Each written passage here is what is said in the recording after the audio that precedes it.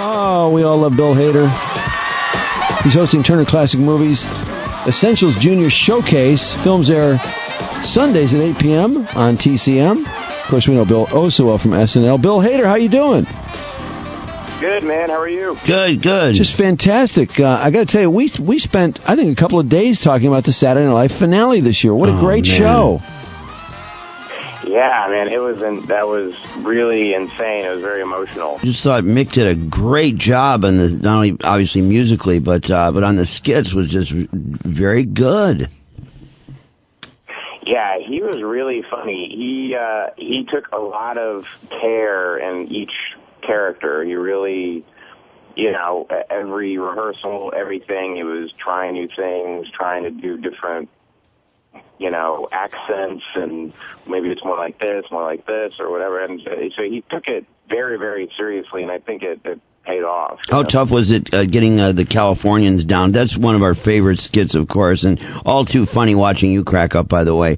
And but I thought he still carried that really well. That was very funny. But that's a little bit hard to do, it seems. It is hard to do. Well, that scene, because it's the way Fred Armisen talks in that scene is what... Yes. Yes, exactly. I can hear Keith Morrison's voice coming out of Bill. I would have never imagined Bill would do Keith Morrison, but he doesn't. Can you hear it just from hearing Bill talk? Absolutely. Bill? I thought he just has that weird way of speaking that you're kind of just like, I don't know where that came from, but when he started doing it, you could actually find the dress rehearsal for the first one we did on YouTube, and me and Kristen are just gone. Like, we're laughing yeah, entire thing. It is not stop laughing. So no, it was a fun time. Yeah, that voice, that it's a little tricky, isn't it? Yeah, he puts it in different inflections on air that we're not used to. So they'll go, what are you doing? They're like, yeah, man, like they'll do that. One of the things that Bill does that is really caught on in SNL is Stefan. Bill, where the hell did Stefan come from? What a great character. That's John Mulaney, who's a stand-up comedian who also writes on the show, who's one of the funniest human beings on the planet. I think you should go get his album. I mean, he's really, really funny. John Mulaney. He got he had like an email from a friend who was saying you should come to a club, and it was that format that we did the update feature in, where it was like New York Times Club is blank.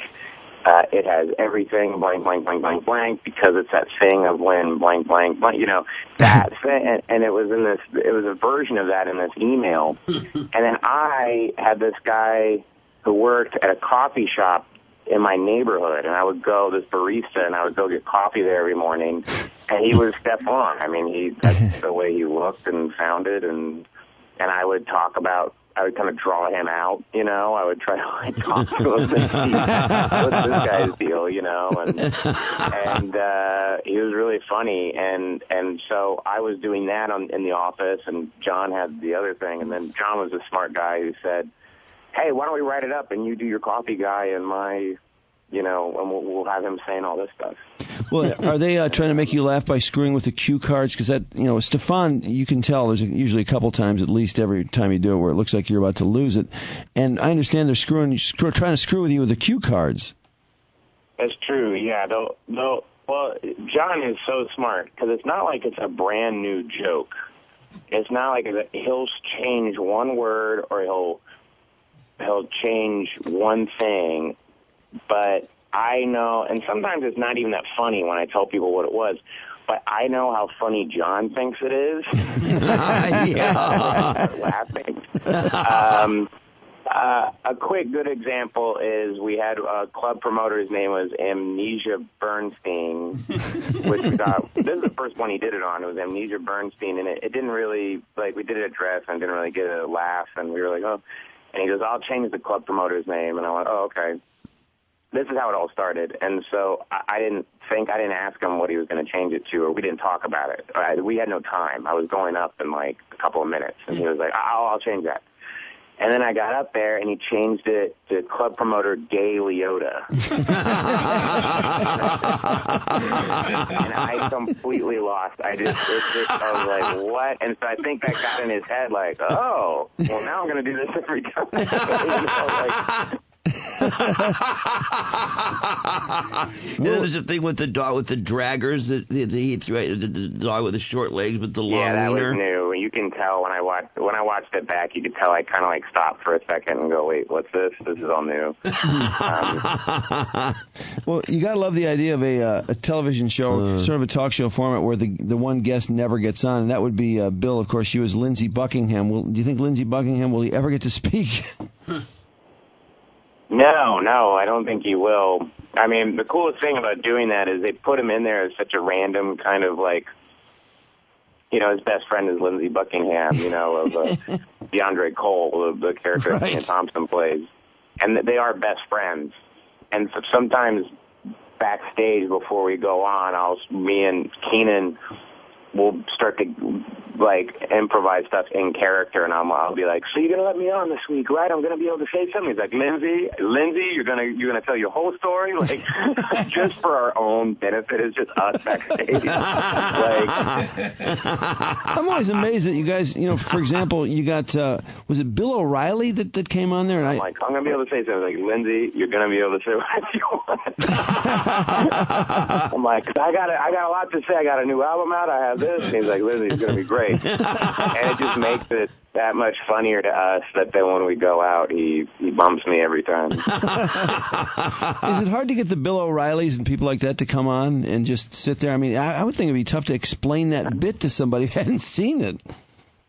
You know, the hardest thing for those guys, and it is very difficult, is because when I think, you know, Bill O'Reilly, Robert De Niro, Paul Simon, so many big people have done that first guest, and it is hard because they have to work out the beat of what Kenan's doing, because Kenan, you know, the music keeps interrupting them, and that always seems to be the toughest thing for them to work out, which I totally get. If you're not used to reading cue cards and doing a show, right?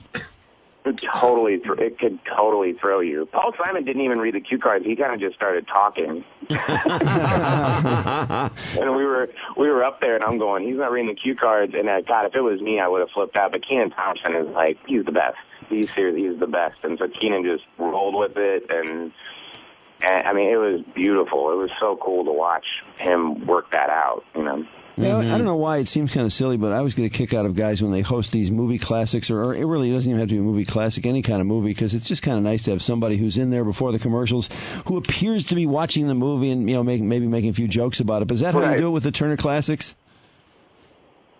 No, I mean, I'm a big like classic movie fan, and so they asked me, I programmed one night of classic movies on TCM, and I had a blast, and then they asked me to do this Essentials Junior show, and I said absolutely, you know, and because I love old movies, and most of my kind of childhood and stuff was, you know, like spent growing up. My family, our big activity was sitting in front of the TV and watching, you know, To Kill a Mockingbird or Duck Soup, or, you know what I mean? Oh, yeah. Classic. So, I actually really do like it. But when we shoot those wraparounds, it is like a little like it's impossible to do those without sounding like Robert Osborne. Like, you just pick up his cadence, you know? It's like impossible not to, you know, to go da-da-da-da-da-da. Like when you hit, like, you know? And so, and that's why he didn't play the Tin Man, you know? Yeah. So the films are Sundays, by the way, at 8 p.m. Eastern on TCM. And Bill Hader, love seeing you on Saturday Night Live. I know they're going to lose a couple big people next year, but boy, I hope we see you back. And it's just a pleasure watching, man. Oh, God, are you talented. Oh, thank you very much. Yeah, have good luck with the Turner Classics, and hopefully we'll talk to you again soon. Yeah, talk to you guys soon. Thanks so much. See you, man.